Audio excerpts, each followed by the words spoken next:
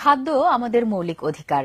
দেশের প্রতিটি মানুষ দুবেলা দুমুঠো খেয়ে ভালোভাবে বেঁচে থাকবে, এটাই তার অধিকার। সম্প্রতি ঢাকা বিশ্ববিদ্যালয়ের সিনেট ভবনে অনুষ্ঠিত হয়ে গেল যুব ছায়া সংসদ অধিবেশন 2015। এই অধিবেশনে দেশের 300 সংসদীয় নির্বাচনী এলাকার যুব প্রতিনিধি হিসেবে 300 জন যুব সদস্য অংশ নিয়েছে। এই অধিবেশনে আরও উপস্থিত ছিল একজন স্পিকার, প্রধানমন্ত্রী ও বিরোধী দলীয় নেতা। যুব ছায়া সংসদের এটা দ্বিতীয় অধিবেশন। এই অধিবেশনে অতিথি হিসেবে উপস্থিত ছিলেন খাদ্য মন্ত্রণালয়ের সাবেক প্রতিমন্ত্রী আব্দুল ওয়াদুদ এমপি, তত্ত্বাবধায়ক সরকারের সাবেক উপদেষ্টা রাশেদা কে চৌধুরী। প্রধান অতিথি হিসেবে উপস্থিত ছিলেন সাবেক খাদ্যমন্ত্রী ও অর্থ মন্ত্রণালয়ের সংসদীয় স্থায়ী কমিটির সভাপতি ড মোহাম্মদ আব্দুর রাজ্জাক এমপি।